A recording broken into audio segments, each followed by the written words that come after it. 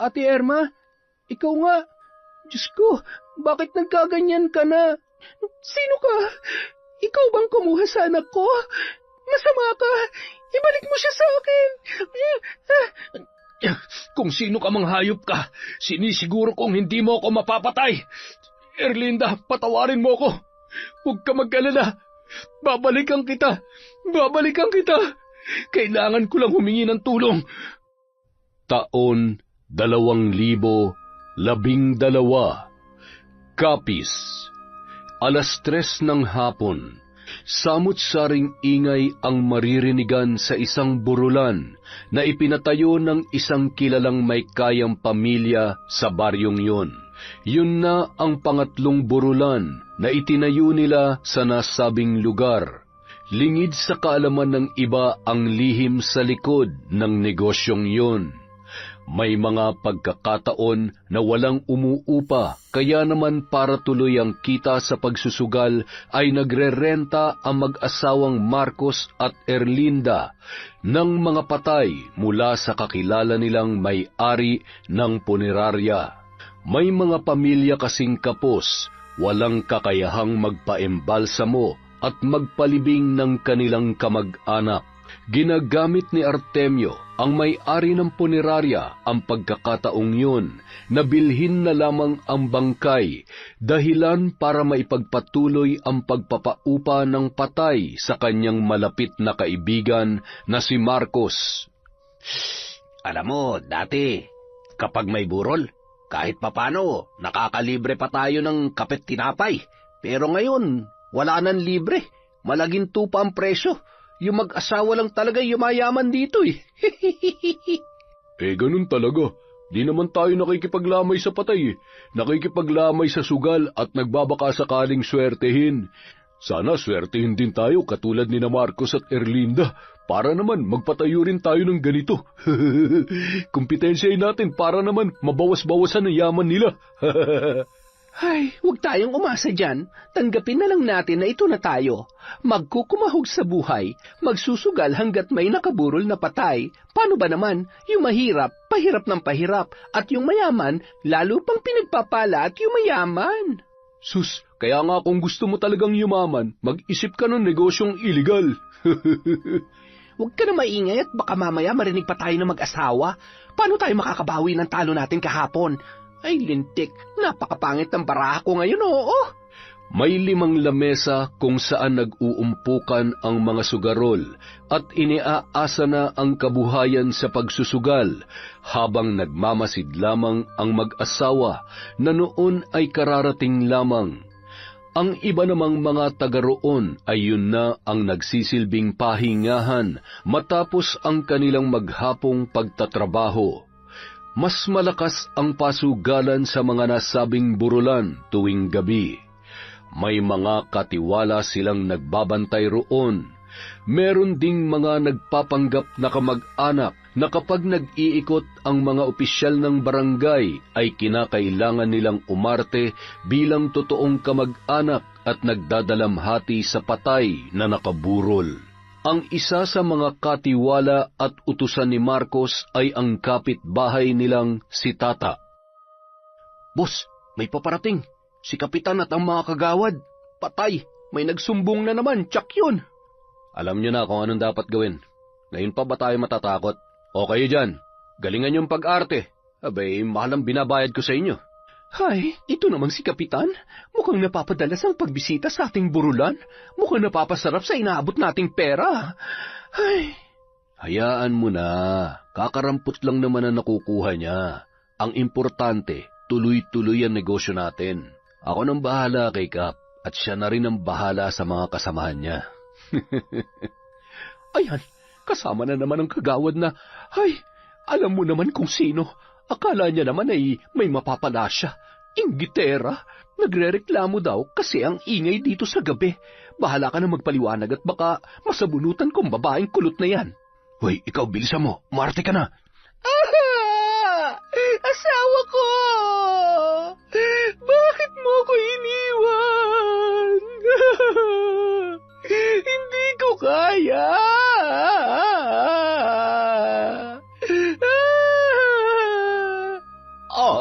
tingnan ninyo. Hindi ka na naawa, Kagawad Beng. Pambihira ka naman talaga, oo. Ay nako, sigurado akong umaarte lamang yan. Mahigit 2 linggo na yata yan dito ay hindi pa nalilibing. Mukhang palabas lang nila ang mga lintik na burulan para malaya makapagsugal. Kapitan naman, hindi tayo pwede magpauto sa mga yan.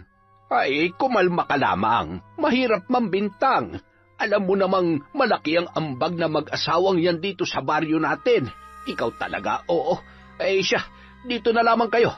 Ako nang bahalang kumausap sa kanila. Magandang hapon po sa inyo, Kapitan. May problema po ba? Meron. Marami nang nakakahalata dito sa burulan mo. Pambihira naman, oo. Kapag nagkataon ay mapipilitan akong...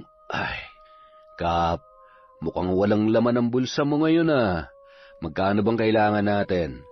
Mamaya pupuntahan kita sa bahay mo. Sa tingin ko ay kailangan natin mag-usap ng masinsinan para naman maayos natin ang mga bagay-bagay. Siya. Basta yung ingay sa gabi ay medyo iwasan at mainit ng ulo ni Kagawad Beng. Kilala mo naman yan. Bagamat nag-iisa sa buhay ay talaga namang mainitin ang ulo. O paano? Aalis na kami. Hihintayin kita mamaya, ha? Yung pangako mo sa akin, ha? Malinaw, Kap. Salamat. Small things. Pera lang naman ang katapat mo At agad nang umalis ang mga opisyal ng barangay.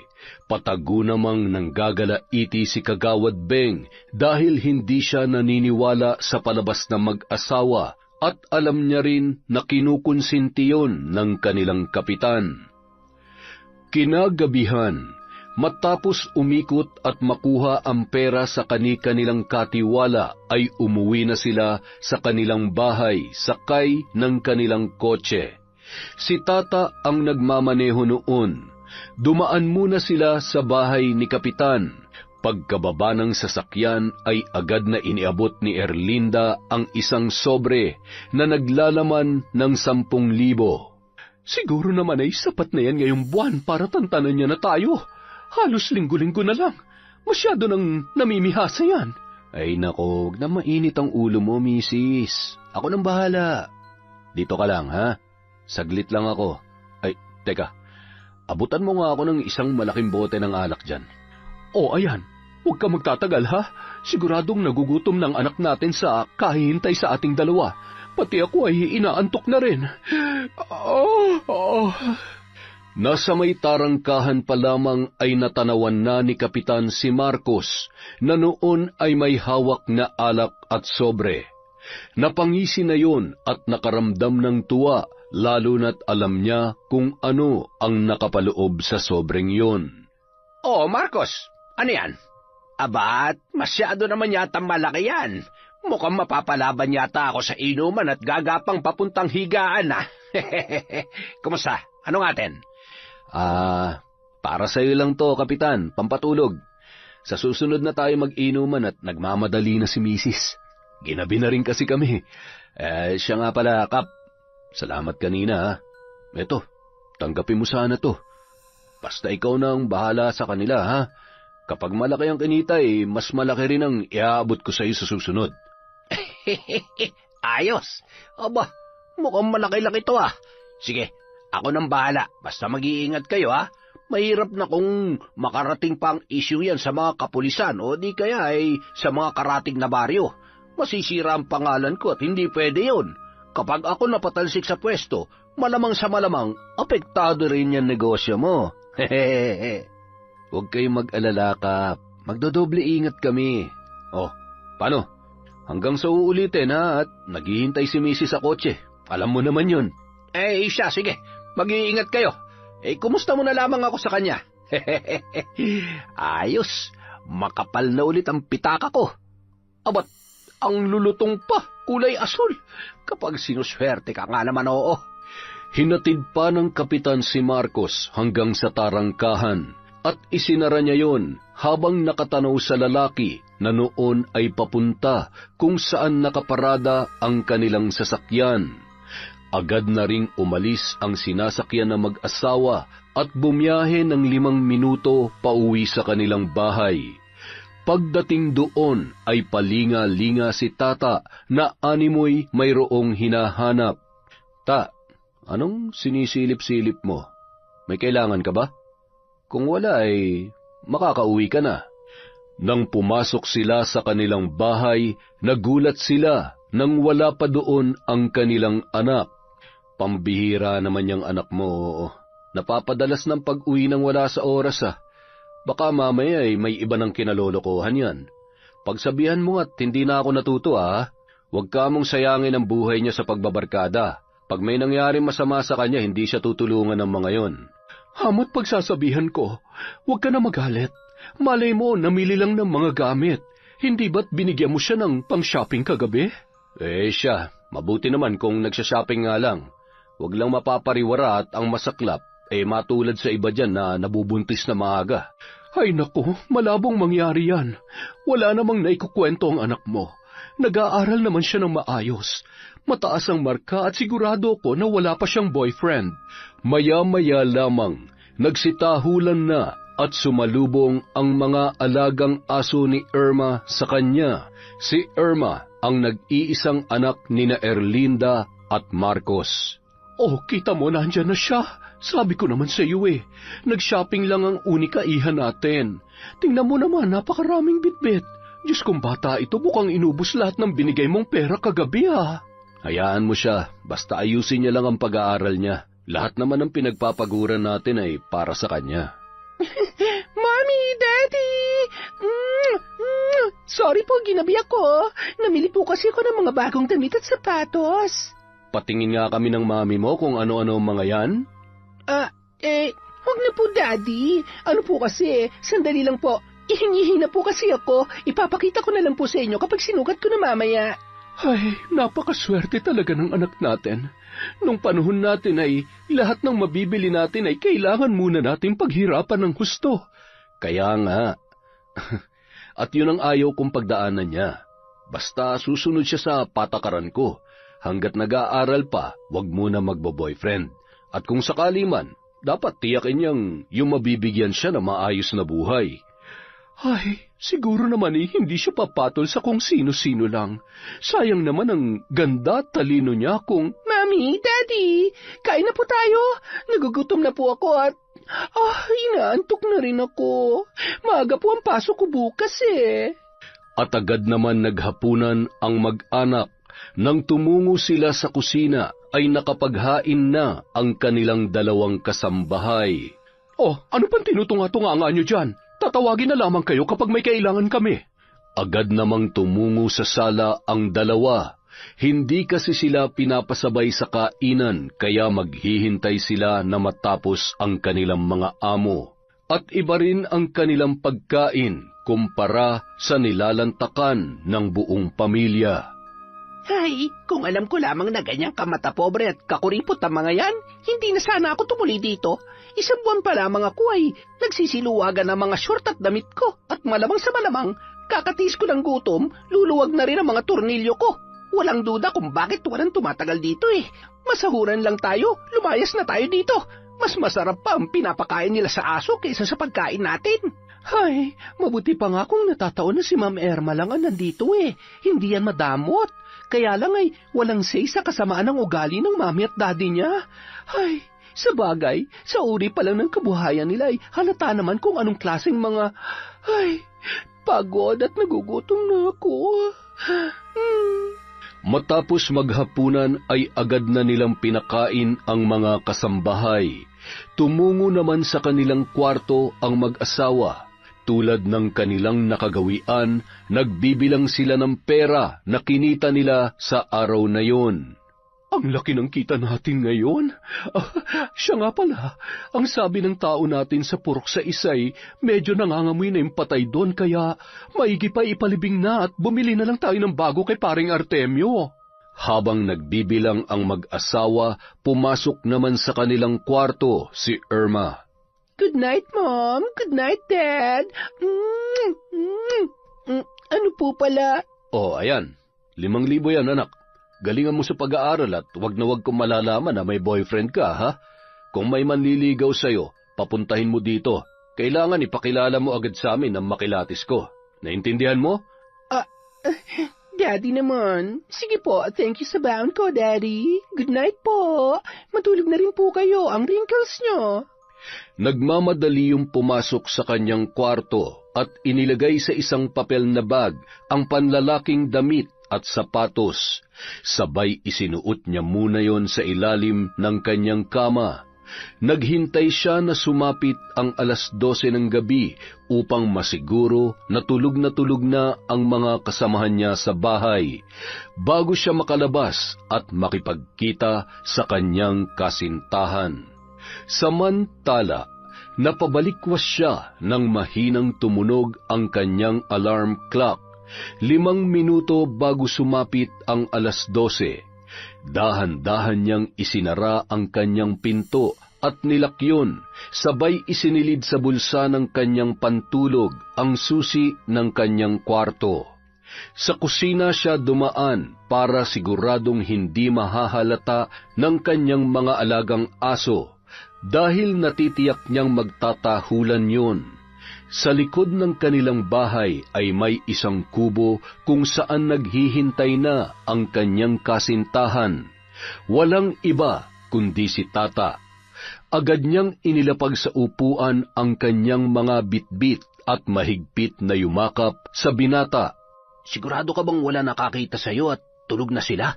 Huwag ka mag-alala. Walang makakaalam na nagkikita tayo ng ganitong oras. Kumusta ka na? Okay lang ako. Siyempre, nag-aalala ako palagi sa'yo para sa atin. Alam mo naman ang sitwasyon natin. Ayan ka na naman eh. Pwede ba huwag ka na mag-isip ng kung ano-ano? Siya nga pala, may sorpresa ako para sa'yo. Tingnan mo to, para sa'yo yan. Damit at sapatos. Baby naman, hindi mo naman kailangan gawin to. Isa pa, sana pera na lang. Hindi ko naman maisusuot yan eh. Alam mo naman kung anong klase ng trabaho meron ako. Pa-extra-extra lang sa pagdadrive sa sasakyan ninyo. At syempre, kapag may iutos man ng tatay mo, sa punerarya lamang yun, kaya hindi ko naman magagamit to. Ay, akin na nga yan kung ayaw mo. Sana pala hindi na lang ako nagpagabi para bilhin ang mga to. Ay, baby, wag ka na magtampo. Ang sa akin lang naman, sayang ang pera. At saka, ang totoo, nahihiya na ako sa'yo. Ang dami ko na kasing utang sa'yo eh. Utang? Baby, lahat ng binibigay ko sa'yo para sa'yo talaga. Pera man yan o gamit. Hindi yun utang. Ipunin mo yung perang binibigay ko sa'yo para may pera ka at kapag kailangan may magagamit ka. Okay? Napakaswerte ko naman talaga sa girlfriend ko, oo. Thank you, baby ah. Hayaan mo't magsusumikap ako. Darating din ang araw na makakabawi ako sa'yo. Maghahanap ako ng maayos na trabaho para kapag mag-asawa na tayo, maibibigay ko ng mga pangangailangan mo at ng mga magiging anak natin. Talaga? Thank you, baby.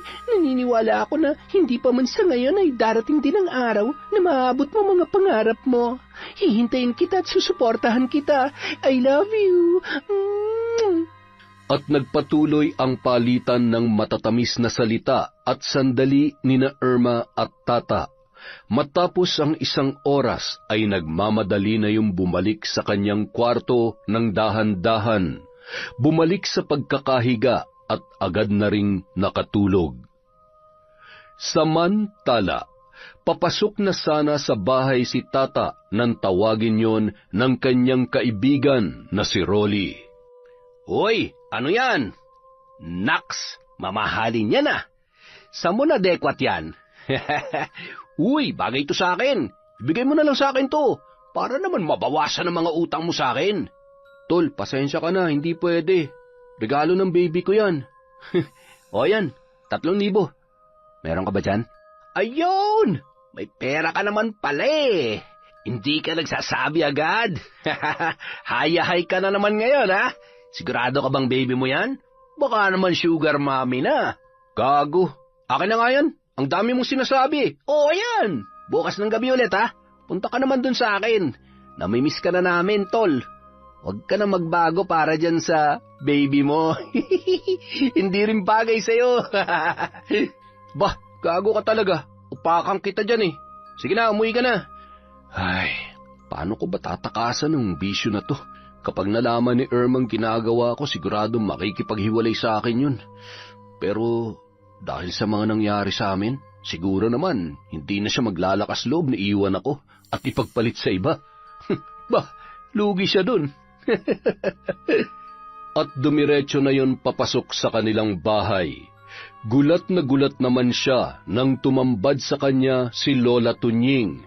Hawak ang kanyang itim na maliit na bag na naglalaman ng mga gamit niya sa paghit-hit ng ipinagbabawal na gamot.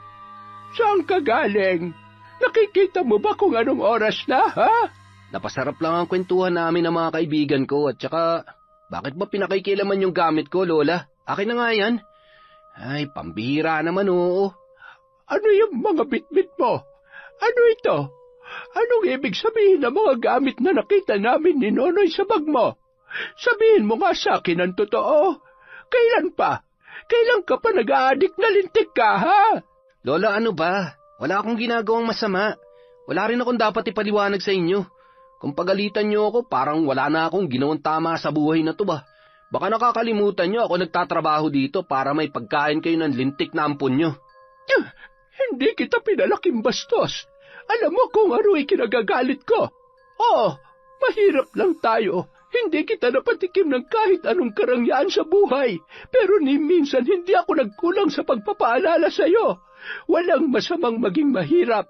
Ang masama ay magpalulong ka dyan sa bisyo mo. Yan ang tuluyang sisira sa buhay mo.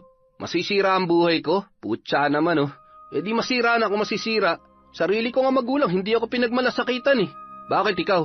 Lola lang naman kita. Hirap sa'yo, masyado kang ano eh. Kuya, tama na. Huwag ka naman magsalita kay Lola ng ganyan. Ikaw lang naman ang inaalala niya. Tumahimik ka. Alam mo, rinding-rindi na rin ako sa'yo. Masyado kang bida-bida.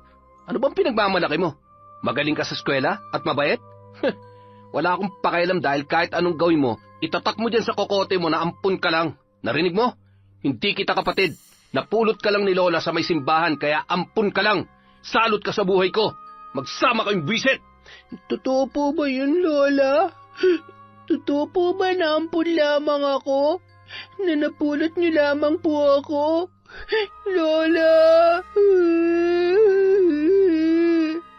Apo, makinig ka.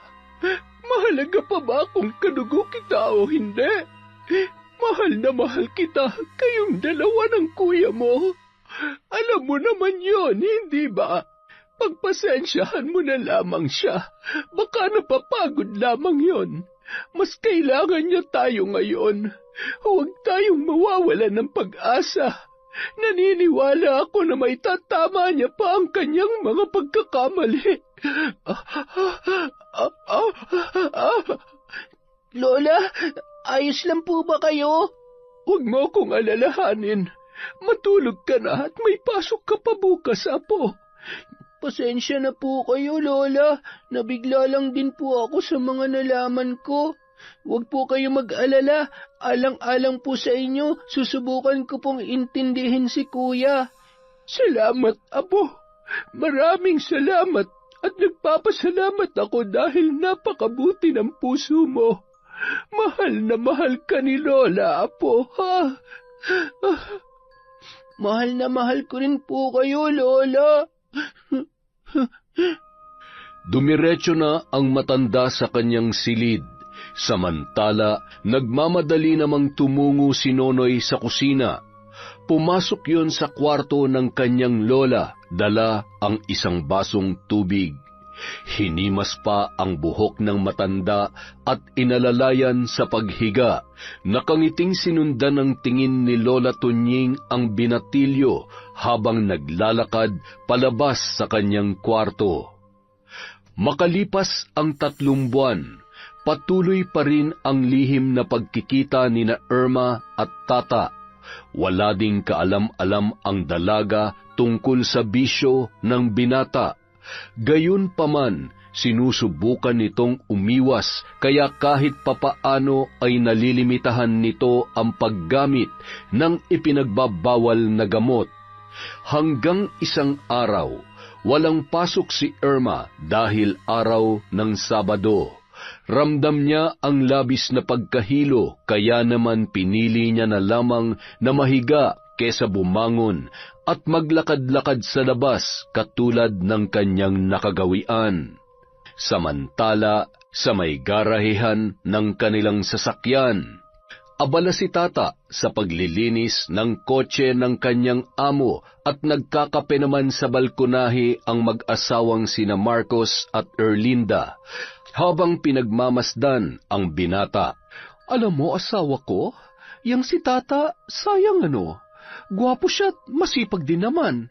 Sayang lang dahil hindi siya nabigyan ng pagkakataon na makapag-aral. Siguro kung nakapagtapos yan, maayos ang buhay niya ngayon. Hayaan mo siya, ganun talaga, kanya-kanyang kapalaran ng buhay. Yung mga katulad niya, kontento na sa ganyan. Sarili lang ang kayang buhayin at hindi na nangangahas magkapamilya. Kawawa lang ang magiging anak niyan. Tapos, ang alam ko, gumagamit pa yan ng ipinagbabawal na gamot. Ano? Seryoso ka ba? Oo, marunong akong kumilatis na mga ganyan. Halata naman sa kilos at pangangatawan. At saka, ilang beses ko na rin nakita yan na kasama yung mga bantog na adik dyan sa sentro. Ay, naku, alam kaya ng kanyang lola? O baka naman kinukonsinti o hindi naman kaya ay hindi na mapagsabihan dahil si Tata ang bumubuhay sa kanila ng isa niya pang apo. Ay, naku. Walang mararating ang mga taong ganyan. Diyan naiikot ang buhay nila, magtrabaho para sa bisyo. Ilang sandali lamang, pinilit ng bumangon ni Irma dahil nararamdaman niya na ang pangangasim ng kanyang sikmura. Nang bumangon yon ay diretso sa kanyang banyo at doon ay hindi na napigilan ang pagsuka. Hawak ang kanyang sikmura at sinabayan pa yon ng pandidilim ng kanyang paningin. Habang nasa labas ng banyo ang dalawang kasambahay ay nagkatinginan sila na animoy iisa ang iniisip ng mga sandaling yun. Patay! Ay, buhay! Lagot, mukhang nagbunga ng pagtatagong paglabas-labas niya sa hating gabi. Tawagin mo si Madam, dali! Ihahakbang pa lamang ng isang kasambahay ang kanyang mga paa ay siya namang pagdating ng mag-asawa. Ano nangyayari? Sino yung nagsusuka? Erlinda, bakit sumusuka ang anak mo? Ha? Hindi ko alam. Pare-pareho naman tayo ng kinain kagabi. Ay, sandali nga. Tumabi nga kayo. Asikasuhin yung mga trabaho nyo. Bilis! Anak, ayos ka lang ba? Okay lang po ako, Mami. Nahihilo po ako. Nandidilim po ang... Marcos, bilisan mo ang anak natin. Buhatin mo siya. Ay, Diyos ko. Irma, ano ba nangyayari sa batang ito? Matapos pahigain at haplasan ng kung ano-anong maanghang na pamahid sa tiyan si Irma, ay nanumbalik ang kapulahan ng labi ng dalaga. Tulog na tulog pa yon ng mga oras na yon. Nakahawak sa baba at palakad-lakad si Marcos habang pinagmamasdan ang hubog ng katawan ng kanyang anak. Samantala, patuloy naman sa paghihilot si Erlinda sa kamay ng kanyang anak na dalaga. Naghihinala na siya sa kalagayan ni Irma habang pinagmamasdan ang dibdib nito at ang pagbabago sa katawan ng kanyang anak. Habang mayat maya namang tinitingnan niya ang kanyang asawang si Marcos na hindi pa rin mapakali. Sa ekspresyon ng mukha ng kanyang asawa ay nababatid na ni Erlinda ang mangyayari kung sakali mang magkatotoo ang kanyang kutob. Makalipas ang ilang oras, nagising na ang kanilang anak. Mommy? Daddy? Ano po nangyari? Buti naman at gising ka na. Irma, kilala mo ako. Ayaw na ayaw ko sa lahat ay yung nagsisinungaling. Alam mo, lahat-lahat binibigay namin sa'yo. Sobra-sobra pa sa gusto at pangangailangan mo. Ngayon, tatanungin kita. Ibigay mo sa akin ang totoong sagot na kailangan ko. Marcos, baka naman pwedeng wag mo na ngayon. Dahil Dahil ano? O baka naman magkasabwat na kayong dalawa. May alam ka ba sa nangyayari sa kanya? Ay, siyempre wala. Ano ka ba naman? Ano ba tinutukoy mo? Huwag mo naman tinatakot ang anak natin.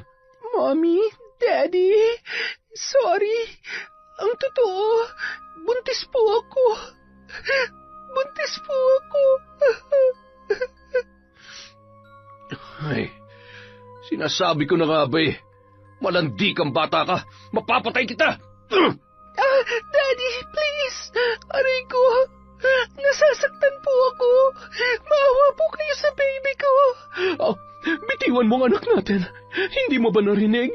Buntis ang anak mo at pwede siyang mapahamak at ang batang dinadala niya dahil sa ginagawa mo. Tumahimik ka! Karapatan kong disiplinahin ang anak natin. Ngayon, sabihin mo sa akin, Irma, sino ang tatay ng batang yan? Sino? Sumagot ka! Kung ayaw mong... Marcos, tama na sabi! Mommy, Daddy, si Tata. Siya po ang daddy ng batang dinadala ko. May relasyon po kami at mahal po namin ang isa't isa. Anong sabi mo? Anak ng putya naman oo. Siraulo ka ba, ha? Naturingan kang matalino, nagpabuntis ka sa adik na yon? Hindi ko matatanggap ang batang dinadala mo, pati na rin ang hampaslupang ama niyan. Mapapatay kong lalaking yon. Sisiguruhin ko na makukulong siya. Daddy, huwag po. Nakikiusap po ako. Mahal na mahal ko po si Tata. Pareho po namin ginusto mga nangyari. Huwag niyo po siyang sasaktan at ipapakulong. Wala po siyang kasalanan.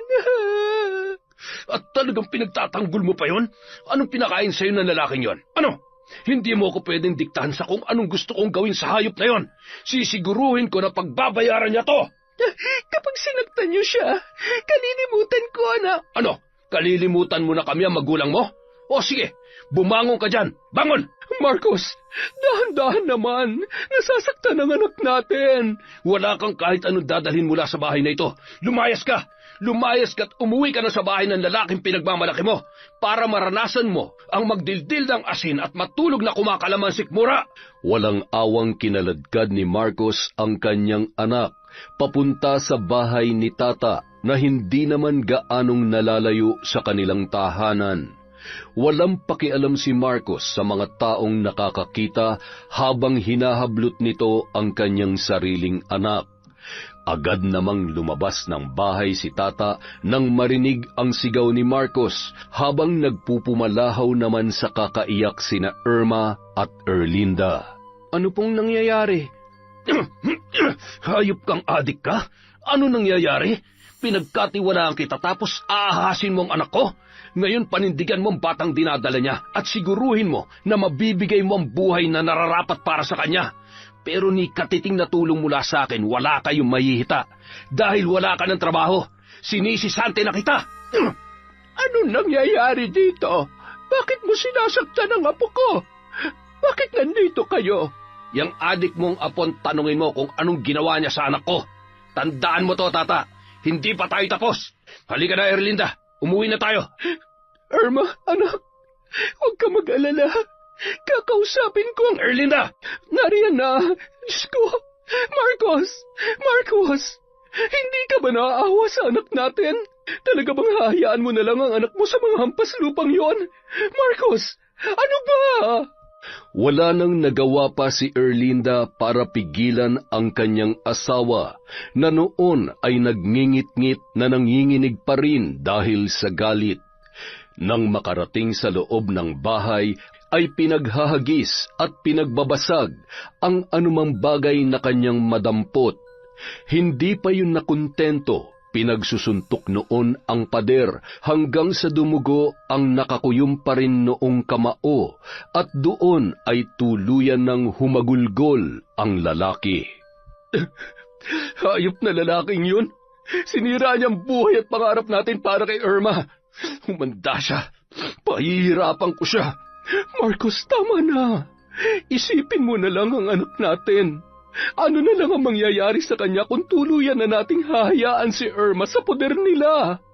Mapapahamak lamang siya. Hindi ko kakayanin kapag may nangyari masama sa aking anak. Wag na wag kang gagawa ng labag sa kagustuhan ko. Gusto kong pagsisihan niya ang lahat at siya mismo ang magmakaawang bumalik sa pinto ng pamamahay na to.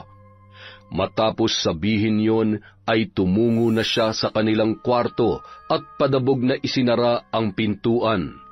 Patuloy naman sa paghagulhol si Erlinda na hindi malaman ang gagawin para muling maayos ang problema ng kanilang pamilya. Sa kabilang banda, habang nakaupo sa isang pahabang upuan sa sala si Irma, ay pinapatahan naman yon ni Tata. Yakap-yakap habang hinahaplos ang likod nito at hinahawi ang buhok. Agad namang kumuha ng tubig si Lola Tunying at iniabot yon sa dalaga. Uminom ka muna ng tubig, Iha. Huwag ka nang umiyak at makakasama lamang dyan sa batang nasa sinapupunan mo. Hindi rin masusolusyonan ang problema niyo sa pag-iyak. Ginusto niyo yan, hindi ba?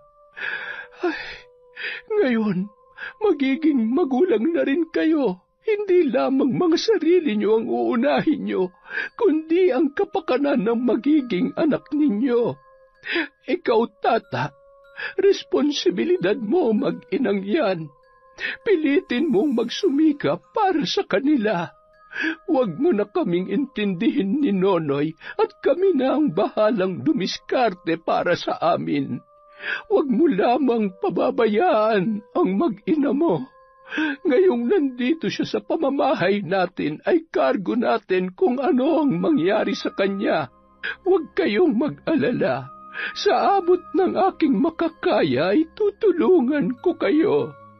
Hindi na lamang nakaimik pa ang dalawa at nanatiling nakayuko ang mga yun habang patuloy sa pangangaral si Lola Tunying.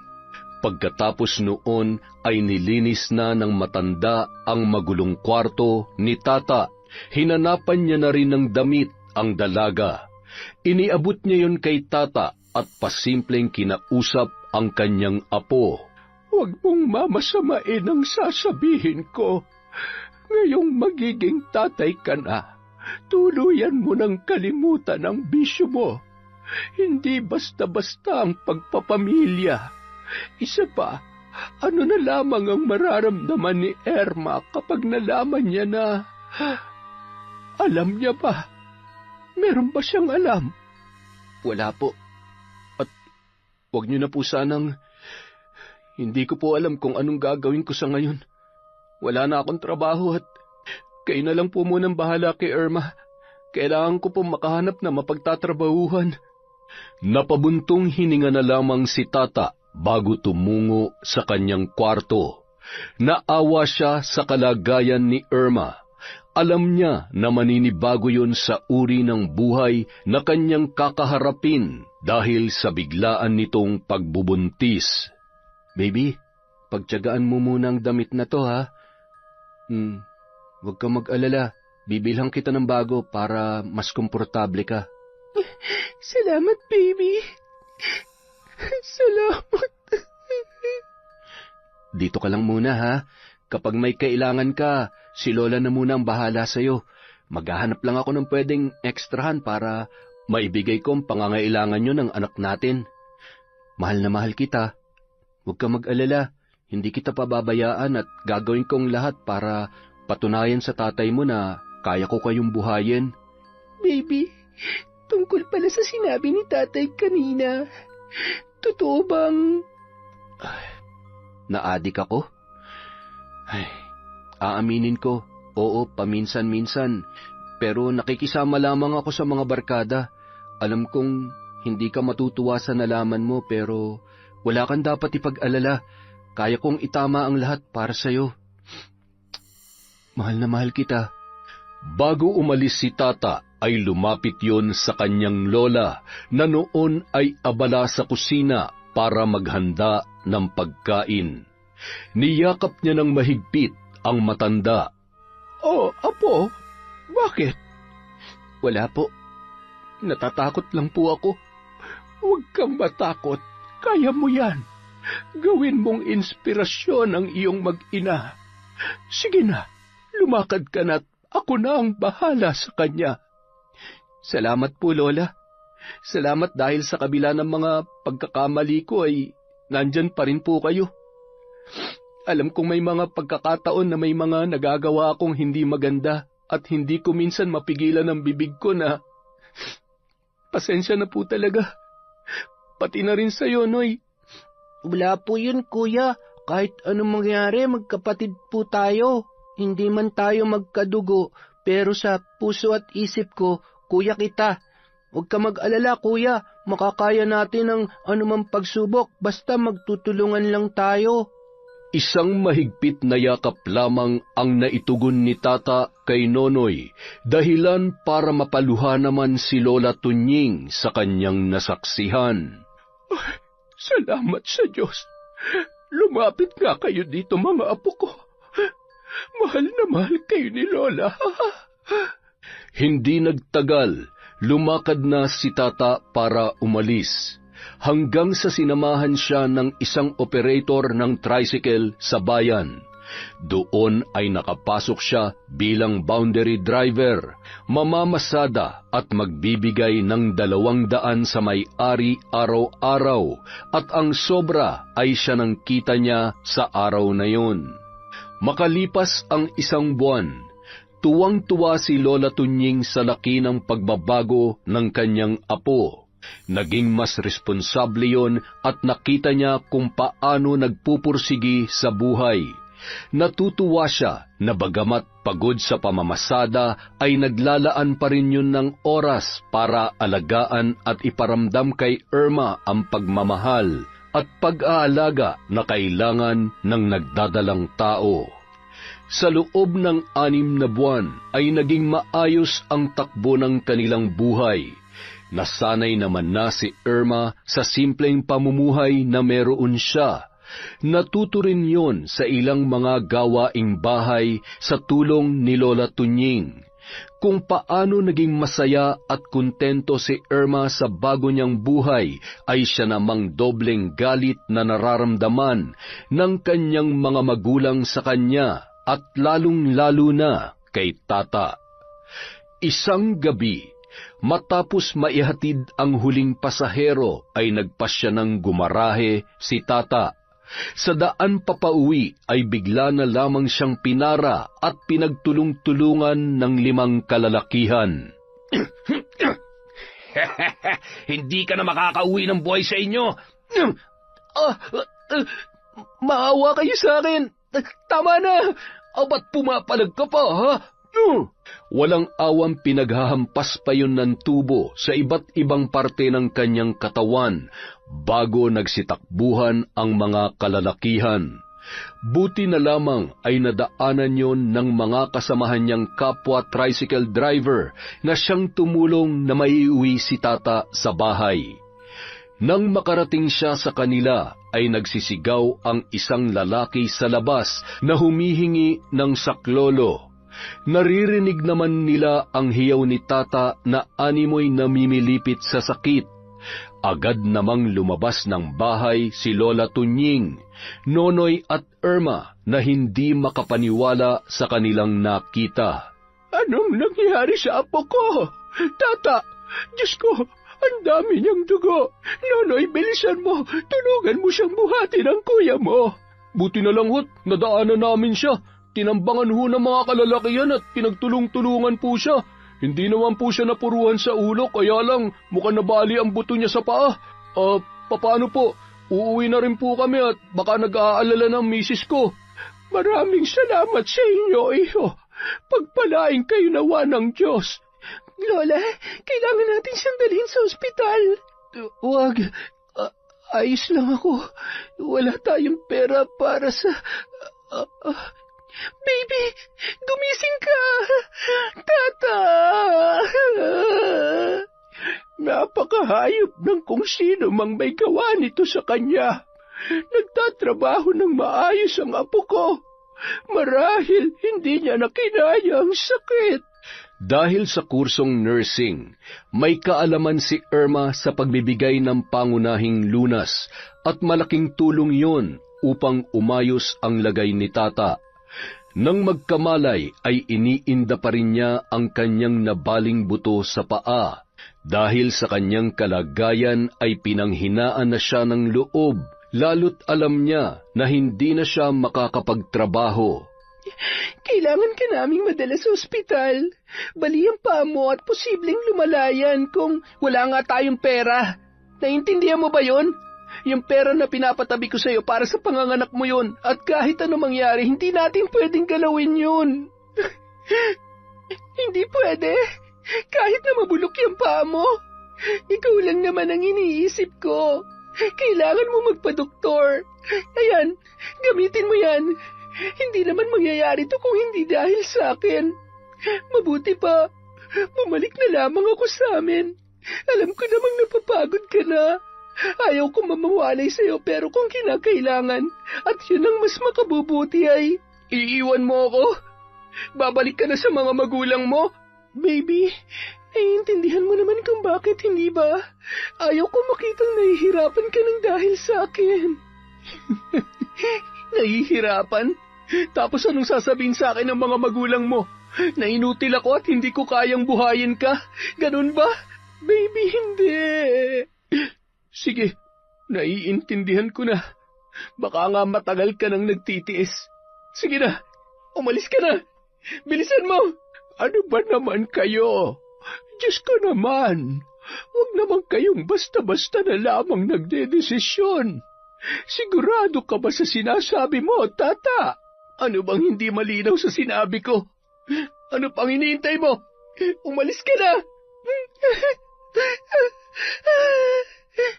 Patakbong lumabas habang humahagulgol si Irma na sinundan naman agad ni Lola Tunying. Irma, apo, pasensya ka na. Naiintindihan mo naman siguro kung bakit niya nasabi ang mga yon. Kung gusto mo talagang bumalik sa mga magulang mo'y wala naman akong magagawa para pigilan ka. Isa pa, hindi ko maibibigay ang pangangailangan mo.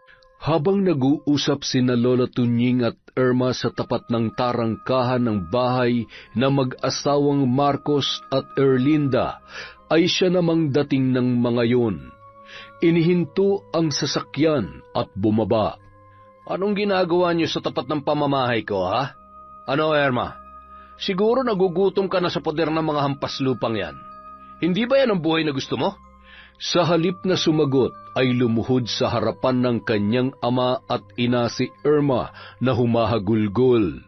Nagmakaawa yun na tanggapin na siyang muli. Kung ako lamang ang masusunod, hindi ko hahayaan na magkahiwalay sila ni Tata. Kaya lamang ay nadisgrasya ang apo ko at wala kaming pakialam kung anong nangyari sa apo mo. Buhay man siya o patay, ay ano naman ngayon? Karma niya lamang yun sa pagsira ng pamilya namin at pagsira niya sa buhay at pangarap namin para kay Irma. Tumayo ka nga dyan, anak. Ngayong bumalik ka na sa amin, hinding-hindi ka na makikita pa ng inutil niyang apo. Asawa ko, halika na't pumasok na tayo sa loob. Balitaan mo na lamang kami pag natuluyan ng apo mo. Ako nang bahala sa burulan niya. Wala nang nagawa pa si Irma sa pambabastos ng kanyang mga magulang kay Lola Tunying. Naluluhan na lamang na tiningnan noon ang matanda bago lumakad papasok ng tarangkahan ng kanilang bahay. Nagngingit-ngit si Lola Tunying sa sama ng loob habang pinapahid ang hindi mapigilang pag-agos ng butil-butil niyang luha. Napakasama ng ugali ninyo. May araw din kayo. Darating ang araw na kakainin ninyo lahat ng pang-aalipusta nyo sa mga katulad naming mahihirap. Nang gabi ring yun, napilitan pa ring dalhin sa ospital si Tata dahil sa mas lumalala pa ang pananakit ng kanyang bali sa paa na sinabayan pa ng pagsusuka. Nang makonsulta ng mga doktor ay doon lamang nila nalaman na may tama rin yun sa ulo. Makalipas ang 2 gabi ay iniuwi rin yun sa kanilang bahay. Nakamulat ang mga mata ngunit hindi na nakapagsasalita pa. May semento rin yun sa paa. Pumirma si Lola Tunying ng waiver dahil wala naman silang sapat na perang pambayad. Nais kasing tubuhan ang apo niyang si Tata at operahan para matanggal ang namumuong dugo nito sa utak. Patawarin mo ako, Apo. Hindi ko alam kung ano ang gagawin ko. Pero susubukan kong lahat para mapahaba pa ang buhay mo at makita mo pa ang anak ninyo ni Erma. Ipinapangako ko yan. Samantala, Ang kapal ng mukha niyong maningil, mga palpak naman kayo. Ang sabi ko, tuluyan niyo na yung hayop na yon. Kaya't hanggat hindi niyo nagagawa ang gusto ko, wag na wag kayo magpapakita sa akin. Kung ayaw niyo, pasabugin ko yung mga ulo niyo. Mga inutil! Pasensya na, boss. Huwag kayo mag-alala. Bukas na bukas din ay tapos na ang problema mo sa lalaking yon. napapakamot ulo na tumalikod ang isang lalaki na lider ng grupo na inutusan ni Marcos na patayin si Tata. 3:00 ng madaling araw, pawis na pawis si Lola Tunying na hinipan ang isang kandila, sabay itiniklop ang isang lumang aklat na matagal niya nang pinakatatago-tago. Mula nung dumating sa buhay niya si Nonoy ay nangako siya na hindi niya na yun gagamitin. Aklat ng karunungan na nagtataglay ng orasyon na magdudulot ng kagalingan o kamatayan. Tinupi niya ang damit ni Tata, sabay isinara ang kanyang kwarto. Habang naglalakad ay narinig niya ang ungol noon sa kwarto, kaya nagmamadali siyang tumungo roon. Isang lalaki na nakasuot ng itim na jacket at nakabonet ang kanyang nadatnan. May hawak na balisong na tumutulo pa ang dugo noong mga sandaling yon. Kasabay ng malakas na sigaw ni Lola Tunying ay itinulak siya ng lalaki at nang matumba ang matanda ay tumakbo yun, sabay tumungo sa kusina. Nang bumangon si Nonoy ay likod na lamang ng lalaki ang kanyang nakita. Agad niyang tinungo ang kwarto kung saan nagpupumalahaw si Lola Tunying. Lola? Kuya? Kuya! Hayop! Hayop at walang puso ang gumawa nito. Tapos na ang pagtitimpi ko. Pilit nilang binubuhay ang galit sa aking puso. Humanda sila.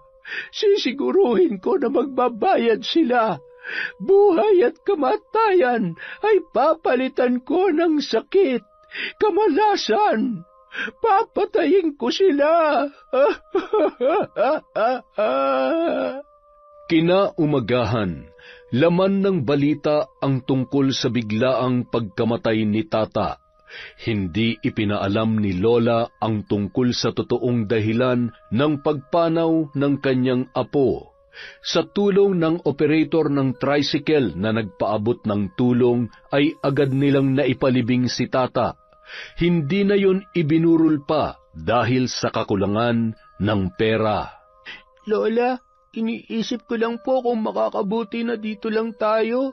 Baka po kasi balikan tayo ng... Ngayon pa ba tayo matatakot? Mga hayop sila. Kapag umalis tayo dito ay hindi natin malalaman ang katotohanan. Kailangang mabigyan ng hustisya ang pagkamatay ng kuya mo. Malakas ang hinala ko na may kinalaman dito ang mga magulang ni Erma. Alam po kaya ni Ate Erma ang nangyari kay kuya? Kung sakaling silang nagpapatay kay kuya, para na rin nilang tinanggalan ng kaligayahan si Ate Erma, pati na rin ang magiging apo nila. Ayos lang kaya yan kay Ate Erma? Sana, kung pati sarili nilang anak sasaktan nila, baka pati impyerno'y iluwa na sa kanila. Magpahinga ka na po. May pasok ka pa bukas. Ilang araw ka nang hindi nakakapasok. Ipaubaya mo na lamang sa akin ang lahat. Lola, hindi naman po sa sinusuway ko kayo. Ayaw ko lang po na mapahamak din kayo. Apo, huwag kang mag-alala dahil hindi nila ko kaya. Hindi basta-bastang kapangyarihan at kaalaman lamang ang gagamitin ko laban sa kanila. Kahit gaano man sila katapang, kayaman at kawalang konsensya, kukuyon pa rin sila katulad ng makahiya na isang ihip ko lamang ay titiklop na. Kinaumagahan, kakaalis lamang noon ni Nonoy para pumasok sa eskwelahan.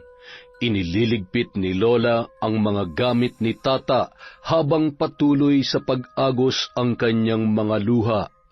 Hindi pa rin maibsan ang kirot sa kanyang puso. Nang marinig ang boses mula sa may tarangkahan ng kanilang bahay, ay agad siyang lumabas. Nanginig ang kanyang kamay nang makita ang mag-asawang Marcos at Erlinda na may bitbit na bulaklak para sa patay. Anong ginagawa niyo dito? Nabalitaan kasi namin ang nangyari kay Tata. Sa kabila ng mga pinagdaanan natin ay gusto pa rin naming magpaabot ng pakikiramay kaya... Mga hayop kayo! Wala kayong puso! Paano niyo nagagawang... Tandaan niyo ito! Lalabas din ang katotohanan at sisiguruhin ko na magbabayad kayo! Anong pinagsasasabi mo? Huwag mo kaming pagbintangan at hindi kami mga kriminal. Baka nakakalimutan mong adik ang apo nyo, kaya malamang sa malamang mga kapwa niya lang din ang tumira sa kanya. Halika na, Marcos. Nagsasayang lamang tayo ng oras dito. Nagmamalasakit ka na nga ay minamasama pa ng hampas lupang matandang ito ang ginagawa mo. Dahil sa ginawa ng mag-asawa, ay lalo lamang nadagdagan ang galit na nararamdaman ni Lola Tunying. Samantala, makalipas ang 5 buwan, napapabalitang isa-isa nang isinara ang mga burulan dahil sa nadiskubre na at marami nang nagpatotoo sa iligal na gawaing yun. Sa katunayan ay nakulong si Marcos, ngunit nakapagpiyansa rin. Matapos naman ang 9 na buwan at nakapanganak na si Irma, tuluyan yung nasiraan ng bait, dala ng matinding depresyon matapos ikulong sa isang kwarto. Lalo lamang yung nabaliw nang malaman niyang patay na si Tata. May binili silang bagong bahay sa Karatig Lalawigan at doon siniguro nilang hindi makakatakas ang kanilang anak. Hanggang sa isang araw, iniabot ni Erlinda ang malaking halaga ng pera sa isa nilang kasambahay. Ma'am, sigurado po ba kayo na ilalayo ninyo ang batang ito sa anak ninyo? Kawawa naman po si Ma'am Irma. Huwag mo akong pinangangaralan dahil alam ko kung ano makabubuti sa anak ko. Umalis ka na at huwag ka nang babalik. Ikaw na ang bahala sa batang yan. Sa'yo na kung gusto mo, o kung ayaw mo naman, edi ipaampun mo na lang. Sige na, umalis ka na. Sapat na ang perang yan bilang kabayaran at kung sakali man, para buhayin ang batang yan. Agad nang umalis ang kasambahay, karga-karga ang sanggol. Samantala, patuloy naman sa pagwawala si Irma sa kanyang silid. Ibalik niyo sa akin ang anak ko! Tata! Tulong! Tulungan mo ako! Mommy, please! Ibalik niyo sa akin ang anak ko! Anak ko! Shh! Huwag ka nang umiyak! Nandito na si Mommy! Habang kinakalampag ang pinto ng kwarto, dumudugo na ang kamaunoon sa lakas ng puwersa at pagpupumilit na mabuksan yun. Maya-maya, kinuha noon ang isang unan at kinarga, sabay hinele na parang bata. Kinakausap niya pa yun habang patuloy sa pagkanta at pagsayaw-sayaw. Nang marinig na mag-asawa na kalmado na yun, ay binuksan nila at pinagmasdan ang kanilang pinakamamahal na anak na si Irma. Mas makabubuti kung dalhin na natin siya sa mental hospital. Lalo lamang lumalala ang kalagayan niya. Seryoso ka ba? Hindi baliw ang anak natin.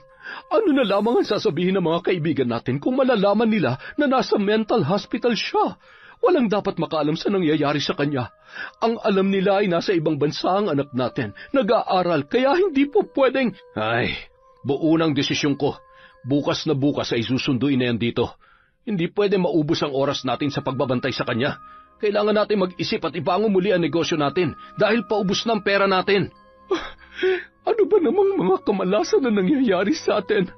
Marcos, ayaw ko maghirap tayo. Ayaw ko magmukhang kawawa sa mata ng mga kaibigan natin. Hindi ko hayaang mangyari yan. Makakabangon tayo ulit. Kasalanan to ng lintik na tata na yun eh. Siya nagsimula ng kamalasan sa pamilya natin. Kaya wala akong pinagsisisihan sa pagpatay ko sa kanya. Samantala, sakay ng isang tricycle ay pumara sa tapat ng bahay nila Lola Tunying ang kasambahay, dala-dala ang sanggol na noon ay iyak ng iyak. Magsisindi pa lamang noon ang matanda ng kandila para sa kanyang isasagawang ritual nang marinig niya ang tawag ng babae at iyak ng sanggol. Nang lumabas yun ay agad niyang binuksan ang tarangkahan. Sino ka? Anong ginagawa mo dito? Bakit may dala kang bata? Lola, kasambahay po ako ng pamilya ni Ma'am Erma, yung nanay ng batang ito. Hindi ko po kasi alam kung anong gagawin ko sa bata. Kanina pa po ito iyak ng iyak. Binigyan po ako ng malaking halaga ni Ma'am Erlinda para ilayo ang batang ito. Si Ma'am Erma po ay malala na ang kondisyon. Wala na po sa sariling katinuan. Ay, kayo na lamang po ang bahala sa batang ito. Ang aking apo. Mga hayop talaga sila at walang puso. Para ipamigay na lamang ang apo ko na parang aso. Dugot laman din nila ito. Sana'y maging malaya si Erma sa kahayupan nila. Salamat sa kabutihang loob mo at pagmamalasakit. Maraming salamat. Tanggapin niyo po ito. Hindi ko po matatanggap ang pera na yan dahil hindi ko naman po pinaghirapan. Gamitin niyo po yan para makapagsimulang muli. Umalis na po kayo dito kung kinakailangan dahil baka ipapatay din po kayo katulad ng ginawa nila sa apo niyong si Tata. Matapos isiwalat ang katotohanan, agad nang umalis ang babae na sumakay din sa parehong tricycle na nirentahan niya papunta roon. Madaling araw, dala ang mga importanteng gamit ay umalis si Nonoy at si Lola Tunying, kasama ang noon ay mahimbing na natutulog na sanggol. Kinaumagahan, bandang 6:00 nang makarating sila sa bahay ni Lolo Lito, ang nag-iisang kapatid ni Lola Tunying. Tunying, abay ikaw nga. Ano't may dala kang bata? Pambihira. Anak mo ba yan? Tigilan mo nga ako. Puro kakalokohan. Nag-ampun ka na naman. Kargahin mo nga muna at patuloyin mo kami. Nonoy, buhatin mo ang mga gamit at ipasok mo sa loob ng bahay. Ang dami niya na. Ano ba nangyari? Magbabakasyon ba kayo o dito na kami titira? Kami ng mga apo ko. Ano? Hindi mo man lang ba ako tatanungin kung papayag ako? Hindi kita binibigyan ng karapatan na tumanggi. Huwag ka mag-alala. May pera ako at hindi kami magiging pabigat sa'yo. Isa pa, sa pagkakatanda ko ay minana pa natin ang bahay na ito sa mga magulang natin. Kaya hindi mo pwedeng ipagkait ang napakalaking bahay na ito sa akin. Sinabi mo may magagawa pa ba ako? Mano po, Lolo? Salamat. Kaawaan ka ng Diyos, Apo. Binatang-binata ka na. Teka, kanino bang anak ito? At nasaan si Tata? Anak po yan ni Kuya Tata. Lolo, wala na po si Kuya. Patay na po siya. Ilang buwan na rin po ang nakakalipas. Ano? Sus Mariosep, ano nangyari? Biktima ng walang pusong magulang ng nobya niya. Ipinapatay nila si Tata. Pinagkaitan nila ng pagkakataon na makita man lamang niya ang batang yan. Hindi ko akalain na may mga ganoong klase ng tao. Pero ngayon, malaya ko nang maipaghihiganti ang kanyang pagkamatay. Abay, dapat lamang. Patikimin mo na malupit na barang ang mga hinayupak na yon para naman magtanda at mabigyan ng katarungan si tata. Huminahon ka, yung puso mo. Baka mauna ka pa sa kanila. Nang sumunod na gabi, habang umiinom ng alak si Marcos ay nakangisi niyang binubuo sa kanyang isipan kung paano muling ibabangon ang kanilang negosyo. Samantala, habang nasa kwarto ay inaalala pa rin ni Erlinda ang kalagayan ng kanyang anak na si Irma na noon ay nasa mental hospital na. Maya-maya, binuksan niya ang aparador para kunin ang kanyang mga gamit na pinagpaplanuhan niyang ibenta upang may maidagdag sila sa kanilang puhunan. Laking gulat na lamang niya na sa halip na gamit ay biglang gumuho ang napakaraming anay na hindi niya malaman kung saan nagmumula ang mga yon. Hindi ito maaari. Hindi pwedeng masira ang mga bagat mamahaling damit ko. Aray! Sisigaw na sana yon nang biglang nanuyo ang kanyang lalamunan. Napahawak sa kanyang leeg at pilit na lumakad papalabas ng pinto ng kwarto para humingi ng saklolo sa kanyang asawa. Bago pa man makalabas ay malakas na biglang sumara ang pinto kasabay ng pagkamatay ng mga ilaw. Anumang pihit niya ay hindi niya mabuksan yon. Samantala, nung mga oras na yon ay malakas na binibigkas ni Lola Tunying ang mga kahindik-hindik na salita habang hawak ang isang manika na kulay itim. Wala nang mas masarap pa na makita kang nahihirapan, Erlinda. Mararanasan mo ang bangungot sa totoong buhay. Uubusin ko ang lakas sa iyong buong katawan at sariling katinoan. Ikaw mismo ang kikitil sa iyong buhay. Kamatayan na hindi mo matatakasan.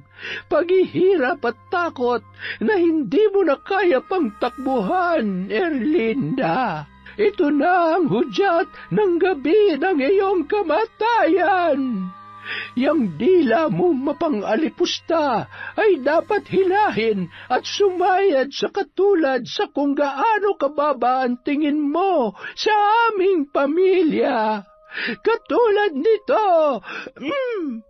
Samantala, patuloy sa paggapang si Erlinda, nakalawlaw ang dila at sayad na sayad yun sa sahig. Halos lumuwa na rin ang kanyang mga mata at lumuluha ng dugo. Kasabay ng pagbukas ng ilaw ay nanumbalik ang itsura noon sa normal. Humarap sa salamin sa kanyang napakalaking aparador. Bigla yung nabiyak kasabay ng kanyang pagngisi. Ang ilang parte ay tuluyang nabasag at nahulog sa sahig. Patuloy naman sa paggapang ang nakakapangilabot na mga anay sa buong kwarto. Nililipad ang kurtina sa bintana at kitang-kita ang biglang pagdilim ng kalangitan at pagguhit ng sunod-sunod na kidlat. Dinampot ni Erlinda ang bubog at mahigpit na hinawakan yon. Humahalakhak pa habang pinagmamasdan ang tumutulong dugo sa kanyang kamay. Dahan-dahan na nilapit sa kanyang muka ang matalas na bubog, sabay hiniwa ang kanyang pisngi habang humahalakhak at lumuluha ng dugo. Tila ba wala yung maramdamang sakit hanggang sa laslasin nito ang sariling pulso at saka lamang naramdaman ang hapdi ng kanyang mga sugat. Kasabay ng paghiyaw sa kirot ay biglang bumukas ang aparador at may pwersang humila sa kanya papasok doon. Nagsisisigaw siya at pilit na kinakalampag yon para makalabas sa naturang aparador. Erlinda! Katapusan mo na! Katapusan mo na! Sino ka?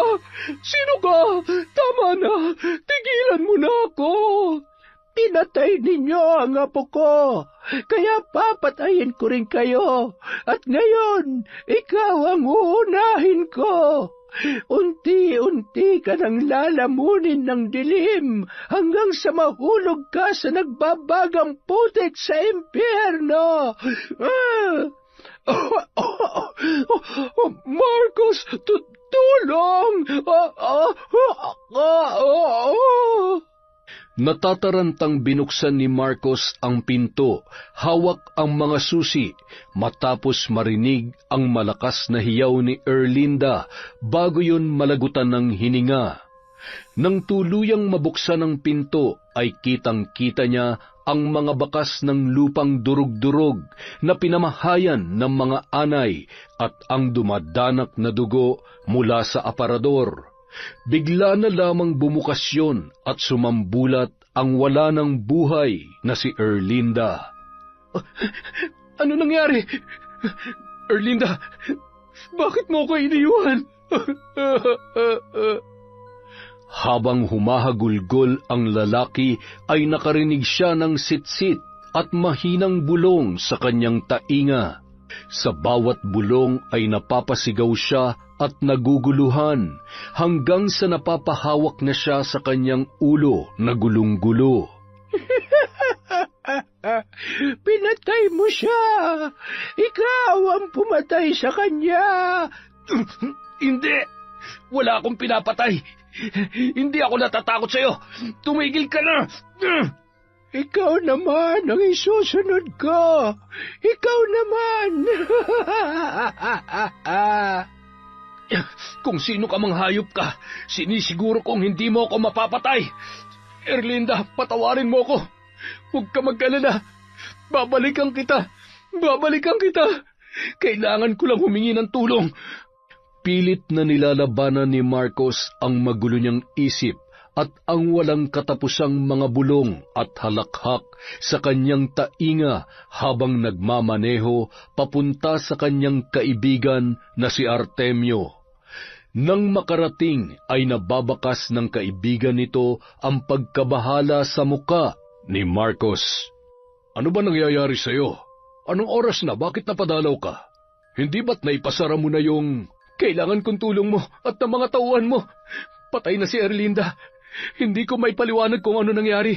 Yung itsura niya at yung mga nangyayari pakiramdam ko. Hindi normal at talaga ng demonyo lang ang kayang gumawa nun. Ako na rin ang isusunod niya. Papatayin niya na rin ako. Kumalma ka nga muna. Umupo ka.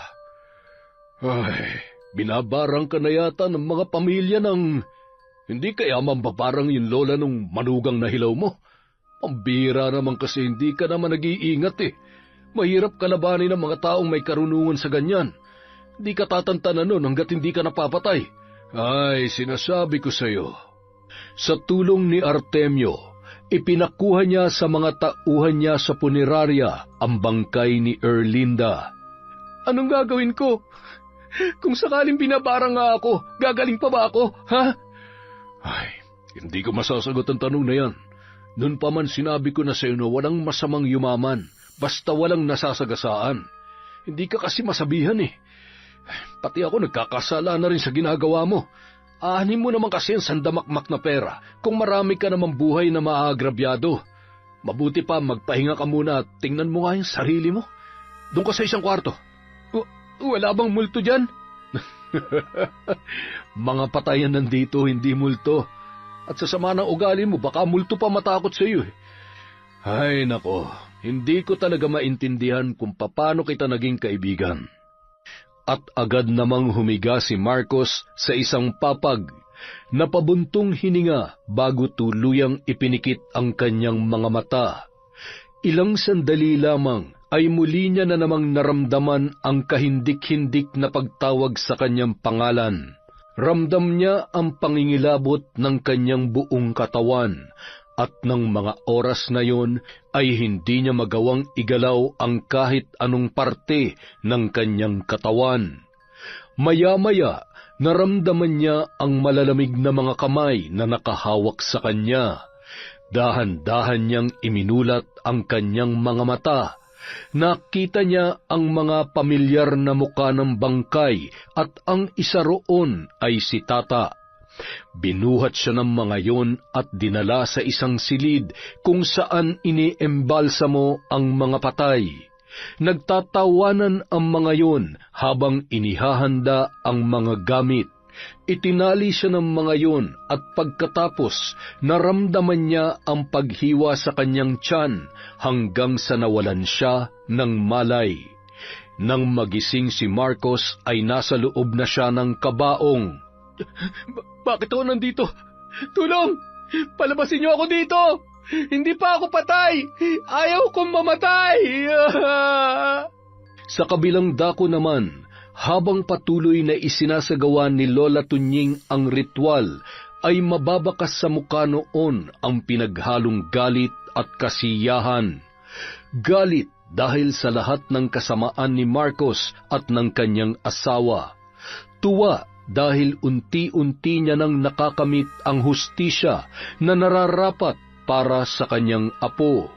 Hindi sapat ang kamatayan mo at hirap at walang hanggang pasakit na ipinararanas ko sa iyo kung matatakasan mo ang batas ng mga tao. Gusto kong himasin mo ang bawat rehas sa kulungan. Araw-araw, hanggat may hininga ka pa, ay bilanggo ka rin ng takot at ng iyong konsensya. Ngayon din, sumuko ka na kung gusto mong mabuhay pa. Dahil sa malakas na halakhak ni Lola Tunying ay napabalikwas si Marcos sa papag na kanyang hinihigaan at doon ay napagtanto niya na panaginip lamang yun. Ngunit nababatid niya na hindi basta-bastang panaginip.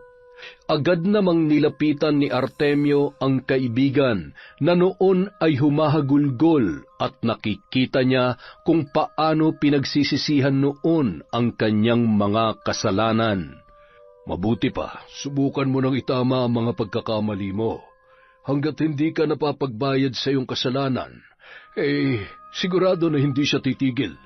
Sumuko ka na sa mga pulis at umamin ka na sa ginawa mo kay Tata. Baka yun lang ang gusto ng mambabarang. Magpapakulong ako? Yun ba ang gusto mong mangyari? Kung sa huling pagkakataon ay makikinig ka sa akin, baka sakaling mailigtas mo ang sarili mo. Kung magmamatigas ka, wala naman ako magagawa. Pero bilang kaibigan mo noon pa man, paulit-ulit ko nang sinasabi sa iyo na hindi malabong darating ang araw na ito. Ang tigas kasi ng ulo mo eh. Ay nako, ewan ko ba. Paminsan-minsan, sana bago ka magdesisyon, gagamitin mo rin yung puso mo. Tingnan mo, sa kagustuhan mong yumaman, ano na? Wala na. Nalugi ka na at kung may natitira man, madadala mo ba sa hukay ang ari-arian mo? Hayaan mo muna akong makita kahit sa huling pagkakataon ng asawa ko. Pagkatapos susuko na ako. Aaminin ko na lahat ng mga kasalanan ko. Pipilitin kong itama ang lahat para kay Irma. Kailangan niya pa ako. Salamat naman kung ganon. Huwag ka mag-alala. Ano man ang mangyari, gaano ko man kinasusuklaman yung mga kalokohan mo, hindi pa rin magbabago ang pagkakaibigan natin. Ipagdarasal ko na sana hindi pa huli ang lahat para maitama mo mga pagkakamali mo. Matapos ihabilin sa kaibigan ang bangkay ng kanyang asawa, ay sumuko na sa presinto si Marcos. Doon ay isiniwalat niya lahat ng kanyang mga kasalanan. Wala mang pormal na kaso ang mga naging biktima niya dahil sa kakulangan sa pera ay ikinulong pa rin yun dahil sa mga krimen na kanyang kinasangkutan. Samantala, sa unang gabi niya sa kulungan ay pinagpiestahan si Marcos ng mga kapwa niya preso. Ni hindi maipagtanggol ang sarili at tinigilan lamang yon nang tuluyan na siyang mawalan ng malay. Nung mga oras na yon, naghahanda na si Lola Tunying na tuluyang tapusin ang kasamaan ni Marcos. Ngayon ay nararamdaman mo na ang pait at sakit na ginawa mo sa apo kong hayop ka. Hindi ka na naawa. Sinubukang magbago ng apo ko para sa anak mo dahil mahal na mahal niya si Irma. Hindi na kayo nakontento Pati bata na walang kamuwang-muwang ay idinamay ninyo. Ang kikitid ng mga utak nyo. At sa pagkakataong ito, wala na akong ititirang awa para sa'yo. Tatapusin na kita. Kasabay ng mga katagang yun ay ang malakas na pag-iyak ng sanggol na noon ay nasa higaan.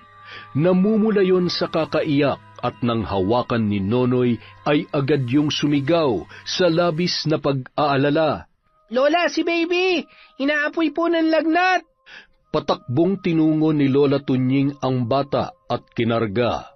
Ilang sandali lamang nagkatinginan sila at tumahan yon na parang walang nangyari. Ngumisi pa, sabay hinawakan ang daliri ni Lola at matamis na ngumiti ang sanggol. Naalala niya ang gabing unang kinarga niya si Tata. Napaluha siya at noon ay naunawaan niya ang nais ipahiwatig ng pangyayaring yun. Patawarin mo ako, Apo. Hindi ko lang talaga kayang sikmurain ang lahat ng kasamaan na ginawa nila sa tatay mo at maging sayo. Huwag kang mag-alala. Ngayong nasa kulungan na ang Marcos na yon at wala na rin ang matapobre mong lola. Pinapangako ko na gagawin kong lahat para makasama mo ulit ang nanay mo. Pangako, alang-alang sa kaligtasan mo, ipagpapasa Diyos ko na lamang ang lahat. Dahil hindi kakayanin ni Lola kung ikaw ang magbabayad sa kasalanan ko. Mahal na mahal kita, Apo ko. At siguradong mahal na mahal ka rin ng tatay mo kahit na hindi na natin siya kasama ngayon. Makalipas ang isang buwan, patuloy pa rin sa paghahanap sina Lola Tunying at Noynoy mula nang malaman nila na tumakas si Irma sa mental hospital na pinagdalhan sa kanya ng mga magulang. Ipinagpatuloy na rin ni Nonoy ang kanyang pag-aaral. Hanggang isang araw, papatawid noon si Nonoy nang matanawan ang isang babae na patakbo-takbo na animoy may hinahanap. Nakita niyo ba ang anak ko? Hoy, anak ko yan! Ibalik mo sa akin yan! Anak ko yan! Ate Irma, ikaw nga. Diyos ko, bakit nagkaganyan ka na? Sino ka? Ikaw bang kumuha sa anak ko? Masama ka! Ibalik mo siya sa akin! Aray ko, ate. Ate, hindi po. Si Nonoy ito, kapatid ni Kuya Tata. Alam ko kung nasan ang baby mo. Makakasama mo siya, kaya huwag ka nang umiyak at magalit. Ang bawat dumaraan na nakakakita ay punong-puno ng awa sa kanilang mga mata. Sa itsura ni Irma ay mababakas ang kaawa-awang pinagdadaanan niya. Isinama na yon pauwi ni Nonoy. Napahagulhol na lamang si Lola Tunying nang makita ang ganoong kalagayan ng dalaga. Ay, Diyos ko, anak! Buti at hindi ka napahamak. Halika, papaliguan na lang muna kita. Umiiyak ka? Nawawala din anak mo? Tubig ba yan? Malamig yan. Malamig. May baby? Naririnig mo yon? Umiiyak yung baby ko. Sandali lang ha, baby ko. Hanapin natin ang baby ko. Magagalit si Tata kapag binabayaan ko siya. Mahal na mahal yung baby namin. Alam mo ba yon? Matapos mapaliguan, dinala ni Lola Tunying si Irma sa kwarto kung saan naroon ang kanyang anak. Dahan-dahan na nilapitan habang humahagulhol si Irma at tinititigan ang kanyang sanggol. Baby ko, ikaw nga. Nang kargahin yun ni Irma, ay bigla na lamang gumuhit ang matatamis na ngiti na animoy ramdam na ramdam ang pagmamahal ng kanyang ina. Ay, makalabas nga muna at tumutulo na ang sipon ko sa akin nakikita. Kawawa naman ang mag-inang ito. Hindi sila magiging kawawa dahil malaya na sila. Tayo ang pupuno sa pagmamahal at pagkalinga na kanilang kailangan. Gagaling pa si Irma. Gagamutin ko siya at aalalayan na matanggap niya ang lahat-lahat ng mga nangyari, lalo na ang pagkamatay ni Tata. Alam ko na mahihirapan siyang mapatawad ang kanyang ama, pero sa tamang panahon, kapag malakas na siya, kailangan niyang subukang patawarin yon upang mapalaya ang sarili niya sa nakaraan. Makalipas ang 3 buwan, tuluyan nang bumalik sa normal si Irma sa tulong ni Lola Tunying. Unti-unti ay nauunawaan niya ang nangyari, ngunit nakabaon na sa puso't isipan niya ang lahat ng kanyang mga pinagdaanan. Ilang beses kong sinubukan tumakas at magmakaawa kay Mami at kay Daddy, pero hindi nila ako pinapakinggan. Sabi nila may sakit ako at kailangan munang magpagamot, pero hindi ko alam na ipamimigay nila ang anak namin ni Tata. Hindi ko lang po alam kung paano ko mapapatawad ang sarili ko. Kung hindi dahil sa akin, hindi sana namatay si Tata. At hindi ko mapapatawad ang mga magulang ko. Maaaring hindi ka pa handa, Iha. Pero magiging mas magaan ang lahat kung matututo tayo magpatawad. Hindi naman dahil nagpatawad tayo ay nakalimot na tayo sa lahat ng sakit at lamat na iniwan nila, dahil hindi naman talaga madali yun. Ang pagpapatawad ay para sa kapayapaan ng puso at isipan mo. Tamang magpatawad, pero hindi na natin kailangan pang maging bahagi sila ng ating buhay. Makalipas ang 5 taon, nang makapag-isip-isip ay napagpasyahan ni Irma na dalawin ang kanyang ama, kasama ang kanyang anak. Irma, anak ko, sino ang batang yan? Nag-asawa ka na ulit? Magaling ka na? Masyado naman ho kayo nag-aalala at maraming tanong. Para naman hong mahal niyo talaga ako. Hindi niyo po ba naaalala kung bakit ako nabaliw? Kung bakit nalayo sa akin ang anak ko? Ay, pero salamat sa Diyos dahil sa kabila ng lahat, sa lahat-lahat ng ginawa niyo para maging miserable ang buhay ko at ng mga taong mahal at importante sa akin. Heto, binigyan niya pa rin ako ng pagkakataon na patunayan sa inyo na kaya ko rin palang maging mabuting ina kahit wala akong pera. Hindi pa ako nakapagtapos.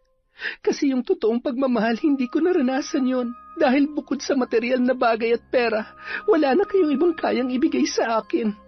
Nagkamali ako. Nabuntis ako. Oo, mali ako doon.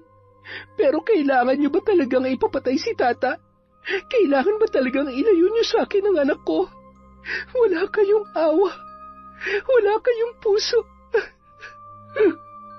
Hindi ko hinihiling na mapatawad mo ako, anak. Sapat na sa akin na makita kayo ng apo ko. Huwag niyo akong tatawaging anak at wala kayong karapatang tawaging apo siya.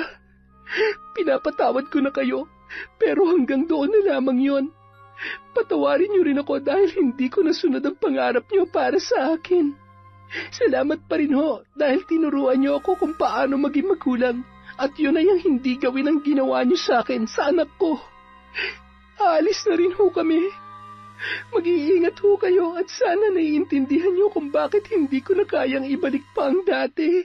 Sa labas ng kulungan, naghihintay sina Lola Tunying at Lolo Lito. Oh, umiiyak ka na naman. Kaya ayaw kong makita pa ang tatay mo baka biglang hukayin ko yung aklat sa pambabarang sa sobrang gigil ko. Dapat akong pinapasok niyo para naman nakatikim siya ng kamao ko. Sigurado magtatanda siya kapag... Ay sus, napakalakas ng hangin. Kumapit ka lito at baka matangay ka. Ay, pambihira. Hindi ka na nga makapatay ng lamok manununtok ka pa. Umuwi na tayo. Mukhang ikaw ang makakaubos ng pasensya ko.